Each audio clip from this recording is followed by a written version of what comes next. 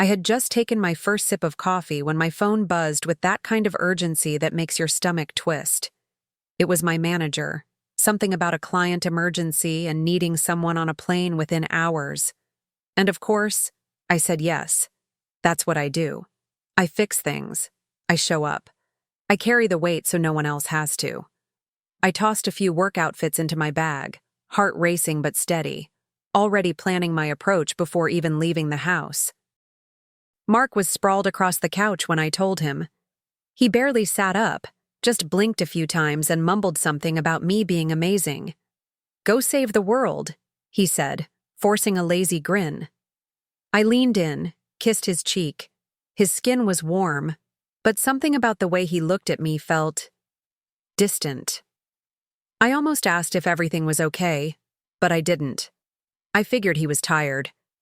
We'd been distant lately, sure, but I thought it was just life getting in the way. So I grabbed my bag and left. The airport was loud and buzzing, but weirdly, it brought me a bit of peace. I found a seat near the gate, opened my laptop, and tried to shift into work mode. That's when my phone lit up again. It was Mrs. Halverson, our elderly neighbor who always waved when I pulled into the driveway. "Hi, dear. Could you please ask your husband to turn the music down? The party is getting a bit out of hand." My stomach dropped. My first thought was, what party? And then just like that, something in me clicked. I didn't think. I didn't wait. I booked a car back home. The car ride home felt endless. Every red light stretched like a cruel joke. Every slow driver ahead of us felt personal. My mind wouldn't shut off. I kept thinking maybe it was nothing, maybe a misunderstanding, a neighbor mixing up addresses, or a surprise he hadn't mentioned. But that sinking feeling in my gut? It wasn't new. It had been whispering to me for months. The way he'd been pulling away, the distracted looks, the way he laughed more with strangers on his phone than with me over dinner. I stared out the window, barely blinking, my heart thudding like it knew what I didn't want to admit. I'd spent years building something steady with him, something real, something safe. I held us together when work got hard, when the spark faded, when life turned us into distant roommates. I believed love was showing up even when things weren't easy. But now, that belief felt like a thread unraveling, and I couldn't stop pulling at it, even as I wished with everything in me that I was wrong. The driver asked if I was okay when I clenched the seatbelt so tightly my knuckles went white. I just nodded. What was I supposed to say? I think my husband threw a party the second I left for the airport. It sounded ridiculous. It felt surreal. I hadn't even been gone 2 hours. But my hands were shaking. Something was happening. Something I wasn't meant to see. And yet, something told me I needed to see it. I needed to catch it before it vanished behind lies and empty apologies. As we turned onto my street, I could already hear it, the bass thudding through the pavement, laughter spilling out into the night air like it belonged to someone else's life. There were cars everywhere, parked along the curb, half on lawns, headlights still warm.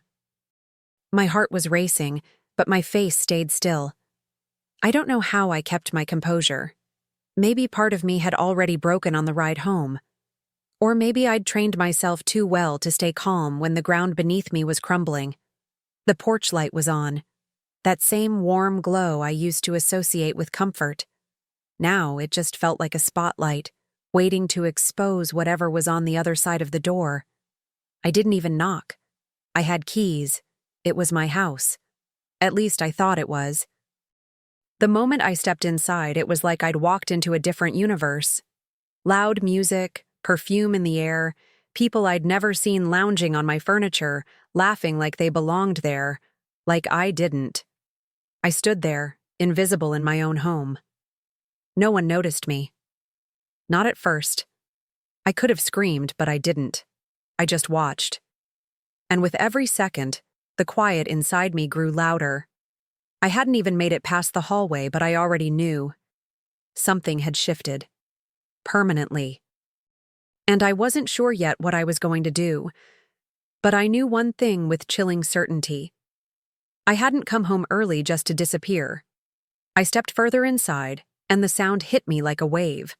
Laughter, clinking glasses, loud music echoing off the walls I once painted myself.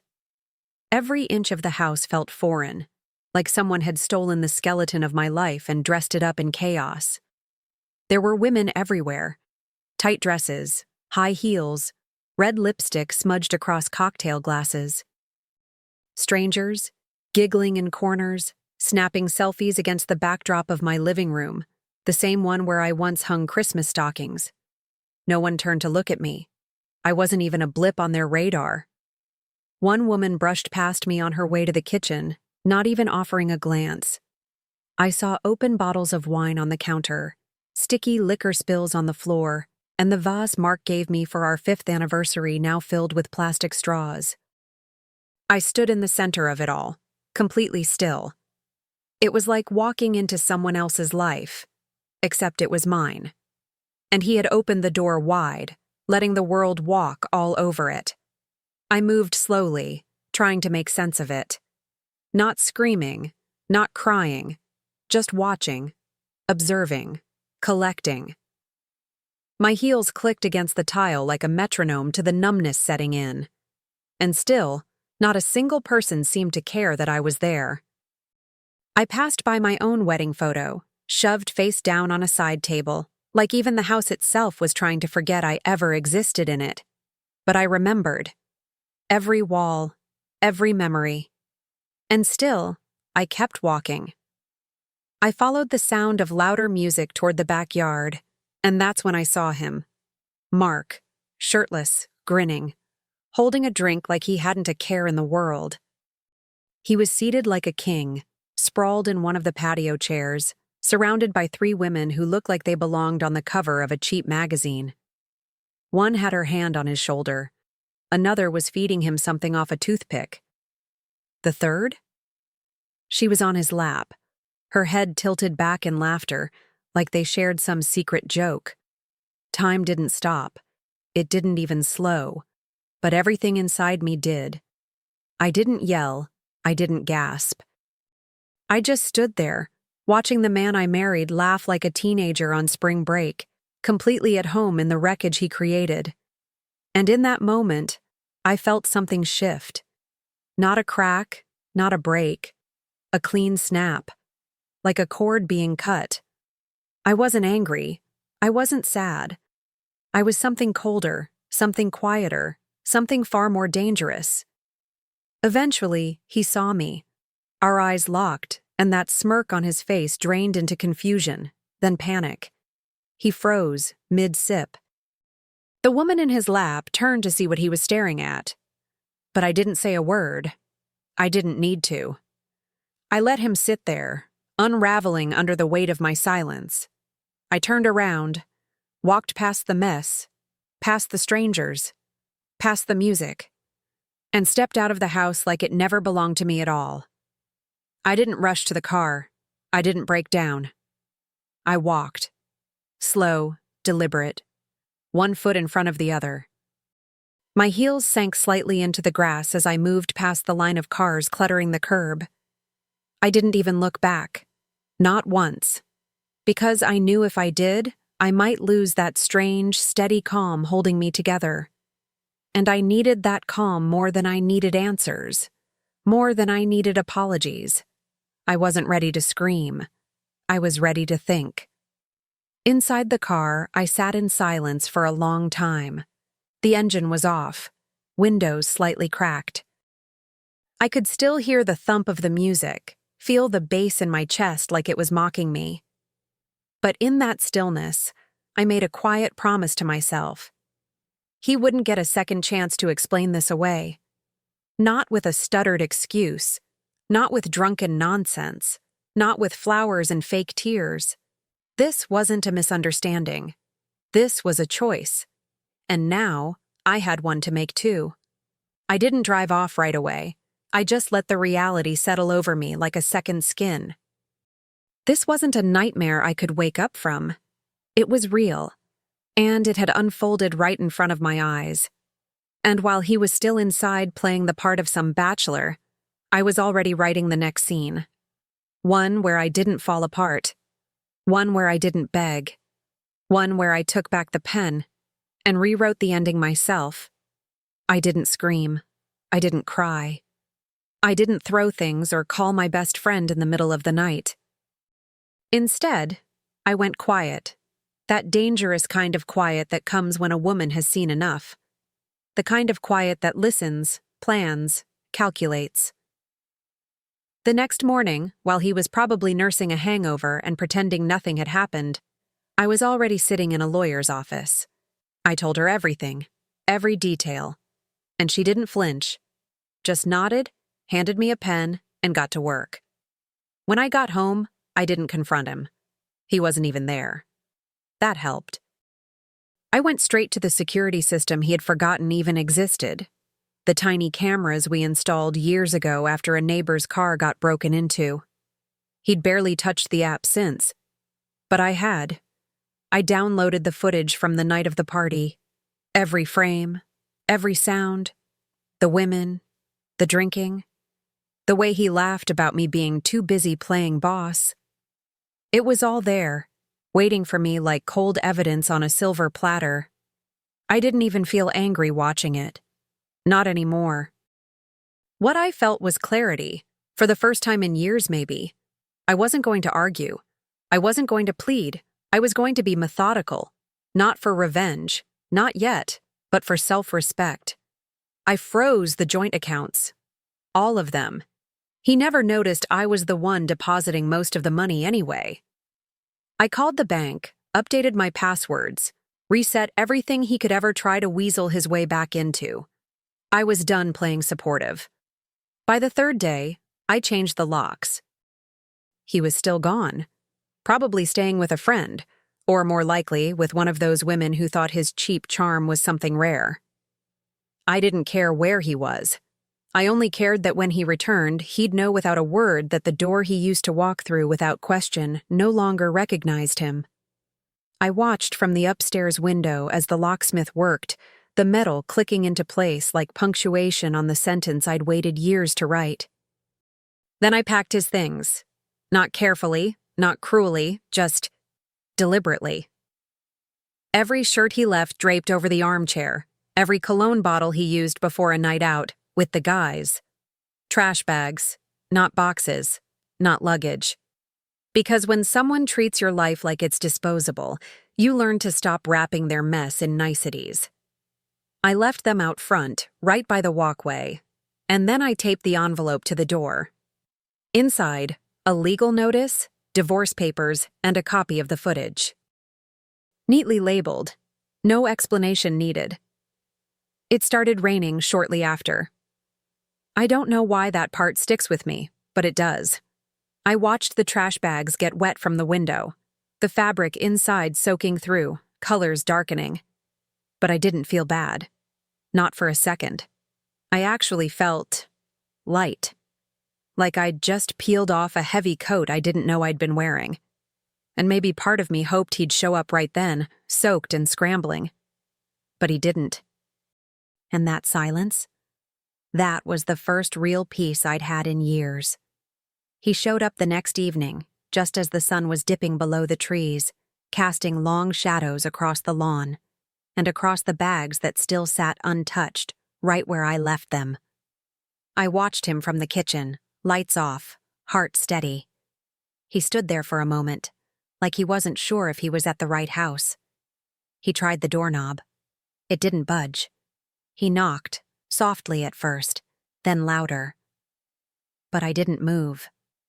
Let him knock. Let him feel the distance he created with every careless choice.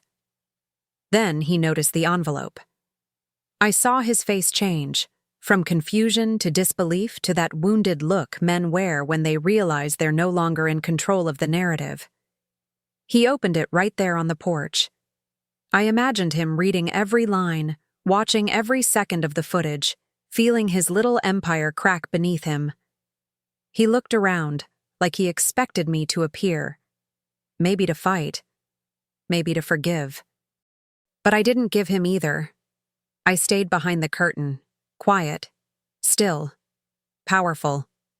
For years, I carried our life like a fragile vase, always careful not to drop it. He danced through it with muddy shoes. And now? Now he stood alone on the front step of a house that didn't belong to him anymore. And I didn't feel rage. I didn't feel pity. I felt ready. Because this wasn't the end. This was just the start of what I had planned next. I didn't scream on the porch, and I didn't text him afterward. Instead, I started with something quieter, something cleaner. I found the guest list. Not that it was official, of course, but thanks to social media and the security footage, it wasn't hard to identify the faces. I gathered names, matched them to profiles, found addresses. Some women were tagged in photos. Others had posted stories from my living room, drunk and glittery, dancing beside my wedding portrait. They didn't even blur my name in the background. I created packages, anonymous, brown envelopes, no return address. Inside each, screenshots, short video clips, carefully chosen stills from that night. And a note, not cruel, just honest. You were at this party. Did you know he was married? Most of them didn't. I wasn't surprised. Mark always had a way of making himself seem like a victim, the hard-working husband with the cold, absent wife. She's married to her job, I heard him say in one of the clips. Forgot how to be a wife a long time ago. That one? That line became my favorite, because one of the women, the one in the red dress with the fake laugh, clearly hadn't known. And she was the one who posted the footage, not anonymously, not quietly. She blasted it online with a caption that read, "When you find out the guy you were flirting with all night has a wife, and she's a badass." It spread fast, faster than I expected. And I never said a word. I let it move on its own, like wildfire. At first, he tried to control the damage, took the video down from his own page, reported the posts, claimed it was taken out of context, but it was too late. People had already shared it, saved it, dissected it. It was in private group chats, work threads, even some meme pages. His voice, slurring that awful sentence, "She forgot how to be a wife," was now soundtrack to his downfall. And I didn't need to lift a finger. I just watched, quietly, while his carefully polished image unraveled. The fallout came swiftly. His boss called him in for a conversation. The company had a strict code of conduct, and even though the party was technically off the clock, the optics were bad, especially with the comments flooding in. Women calling him manipulative, men calling him careless. A few called him the guy from the video, like he was a punchline. I heard through a mutual friend that his promotion was quietly rescinded. No big announcement, just a quiet door closing behind him. As for his social circle, they scattered like roaches under kitchen lights. The ones who used to toast beers with him on weekends suddenly had plans. The men who cheered him on now avoided eye contact. And the women, well, they remembered the footage. They remembered the smirk, the lap, the arrogance. No one likes to realize they were just another prop in someone else's fantasy. And me? I stayed silent. I never gloated, never clapped back. I let the silence speak for me. People started whispering my name, not in pity, but with a kind of reverence. At my job, colleagues looked at me differently. Not like a victim, but like a woman who had drawn a line and dared someone to cross it. A few even pulled me aside, quietly admitting they had gone through something similar but never knew how to take their power back. That's the thing. When a woman doesn't scream, when she doesn't crumble, people don't know what to do with her strength. So they call it cold. I called it peace. I never replied to the DMs he sent once the backlash started. I saw the panic in them, the rapid shift from defensive to desperate. "You're really going to ruin me over one stupid night?" he wrote once. And I laughed. Ruin him? No. He did that all by himself. I just handed him the mirror. And in the reflection, there wasn't a man. There was a boy who thought charm was currency and that silence meant submission. He had no idea that silence could roar louder than rage. And I didn't need applause. I didn't need validation. All I needed was that moment. Quiet, late at night, standing by my window, watching the world move on while his fell apart. That was enough. But even then, I knew I wasn't finished. There was still one chapter left to write. Not for him, not for revenge, but for me. For the version of myself I had nearly lost in loving the wrong person for too long. My new apartment wasn't big. It didn't need to be. It had white walls, high windows, and a quiet that wasn't heavy. It was healing. I filled it slowly, intentionally. A worn leather chair I found at a vintage shop. A small bookshelf with only the books I loved, not the ones I used to buy for display. A bottle of wine always chilled, just in case I wanted to toast to absolutely nothing. It wasn't about starting over. It was about starting true, with no audience, no performance, just me. I began to remember myself in pieces, in the silence of Sunday mornings, in the way I made my coffee, strong and black, just how I like it, no one else to adjust for. In the music I played while folding laundry, dancing barefoot in the kitchen without worrying if I looked silly. There was no grand epiphany, no dramatic moment of triumph, just small, ordinary moments that slowly whispered, "You're home now." And for the first time in years, I believed them. I started reconnecting with friends I had slowly drifted from, not because of fights, but because I had spent so long managing his moods, his chaos, his storms. I laughed more, I slept better. And I stopped waiting for the other shoe to drop, because the person who kept kicking it off was no longer part of my story. Healing didn't come in waves. It came in layers. Soft, steady, mine. And I didn't miss him. Not once. What I missed was the woman I used to be. And now, she was back. Then one evening, just as the city lights began to flicker on and the hum of the world slowed to a hush, my phone lit up.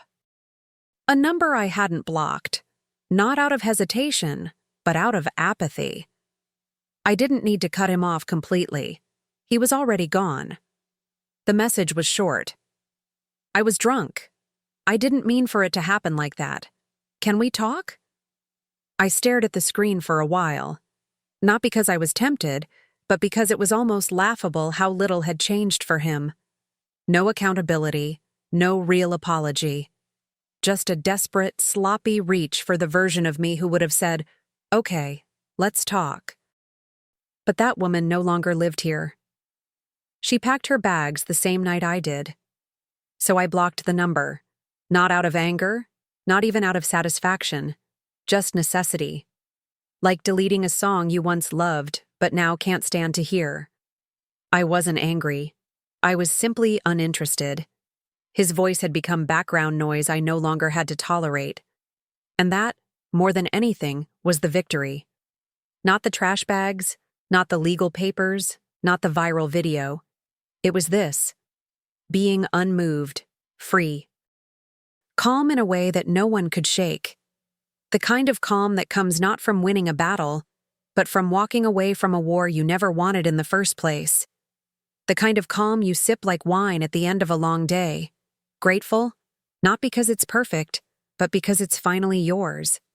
That night I opened a bottle of wine, the good one, the one I'd been saving without even knowing what for. I curled up by the window, glass in hand, city below me, soft music playing in the background. No tears, no heavy reflections, just a moment of stillness. And then I raised my glass, not to him, not to revenge, but to the decision that changed everything, coming home early. That one twist of fate, that single instinct to turn back. It didn't just end a party, it saved my life. I thought about how many times I'd ignored my gut, How often I'd smoothed over cracks with hope and silence. But not anymore. Now I listen.